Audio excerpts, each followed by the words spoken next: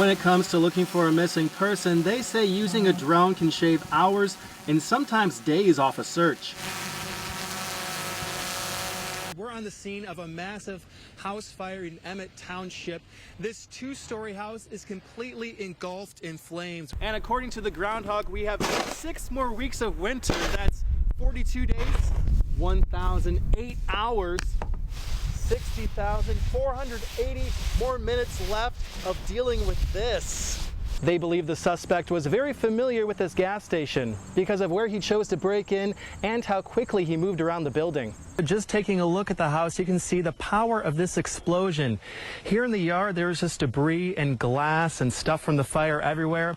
It is amazing and so very lucky that no one was home when the explosion happened and no one in the neighborhood was hurt. Marcy, in his final year in office, it appears President Obama is taking a final shot at gun control. I am on 94 where crews are working right now to clean up a charred tanker that is full of acid.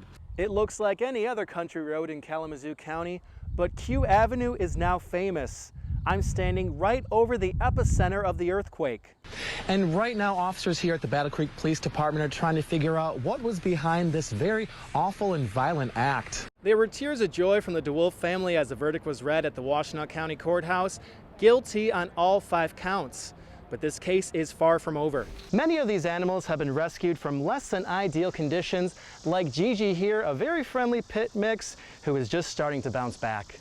Moves that we do is we do a step slide with a clap, and then we do a little booty shake. Down low. I've never done this on the news before. I want to give some people some encouragement because this is really hard. Great job, great job. High five. You're on TV, high five. We may fill this with a little bit of extra water when you get here, but you'll go over it. Perfect, yes, it's working. Nice. Nice job, Aaron.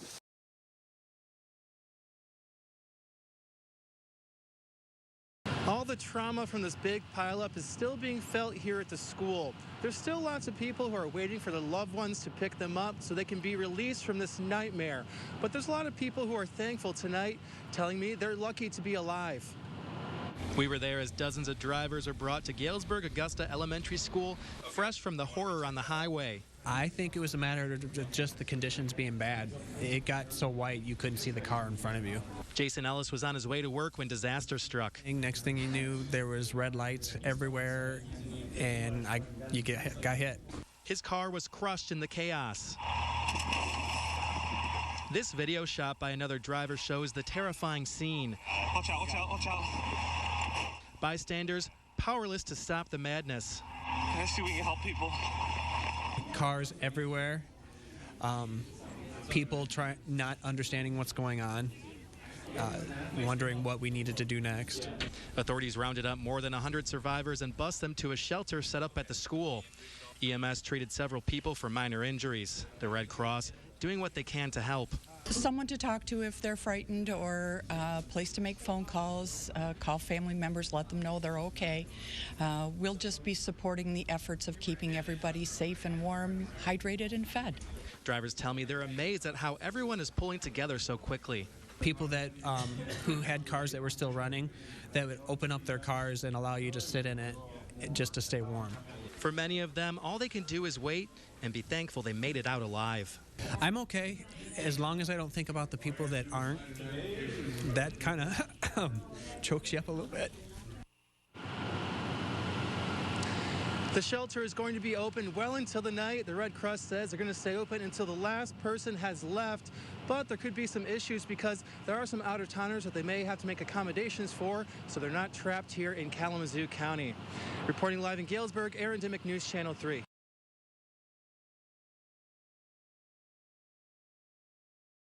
How much do you know about these extrication tools, often referred to as jaws of life? News Channel 3's Aaron Dimick suited up to get a first-hand account. Aaron. Marcy, I was there as local firefighters trained using these rescue tools. I found out a lot of hard work and planning goes into using them, and what to do if you find yourself trapped in a car. I'm in the back window now. They're there during some of the most terrifying moments of your life. It's obviously a very traumatic experience. But trained firefighters using the latest rescue tools can help cushion the blow after a car crash. Firefighters in training from local departments are at LKQ Auto Parts in Kalamazoo. This is the first time that they've had an opportunity to put their hands on the tools and actually go out. LKQ donated some junked vehicles to be cut up. Firefighters use 3 different tools to reach a victim.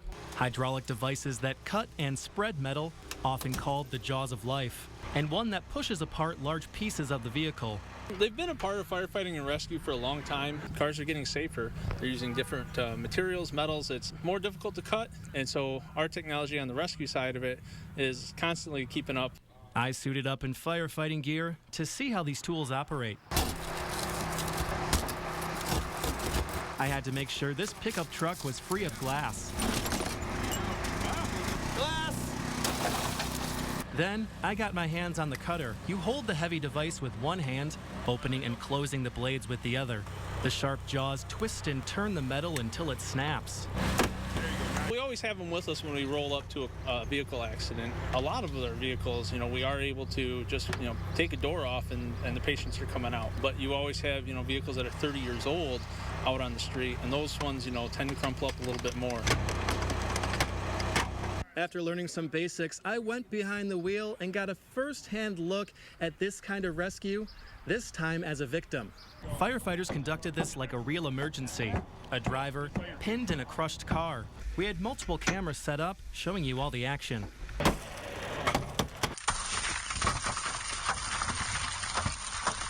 First, they send someone in to take care of the victim.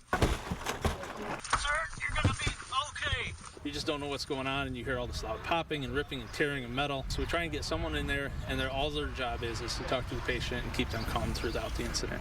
I was covered with a blanket as the glass shattered. It's gonna be pretty loud, sir. Yep. Crews went to work, cutting the vehicle away from me.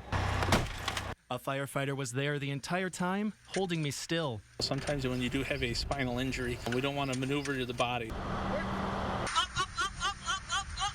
Because I'm so tall, they had to cut and push the dashboard off my legs.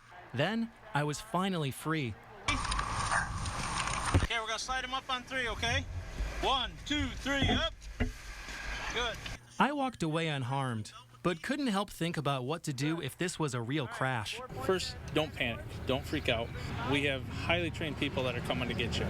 Listen to what the rescuers are telling you. We're going to give you direction. We're going to explain to you what's going on before we do anything. Every vehicle, every crash is different. It's just trying different techniques and figuring out the puzzle. Veteran firefighters also train on these tools to learn the latest techniques and stay sharp.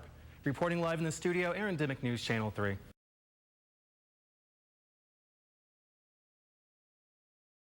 For some, the first snow of the season is a reason to celebrate. Our team winter weather coverage continues with Aaron Dimick.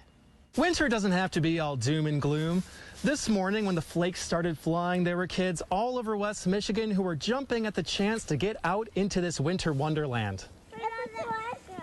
With a corncob pipe, carrot nose, and 2 eyes made out of coal, this snowman is coming to life on Bronson Boulevard in Kalamazoo. His creators, kids from the Zook and Stoker families. It's really exciting when it's the first snow of November and we get to build our first snowman of the year.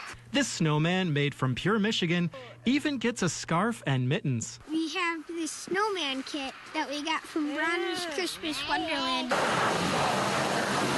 It's Snowmageddon for adults who have to drive around town, but the younger members of our community see something different. Sled, build snowmans, jump in snowbanks, climb hills. Oh yeah, and we're gonna drink hot chocolate. And of course, the snow brings dreams of holiday cheer. I can't believe it's 34 days until Christmas. You got it down. Don't worry, Mr. Turkey. Keep that waddle up. I promise we won't forget Thanksgiving. Reporting in Kalamazoo, Aaron Dimick, News Channel 3.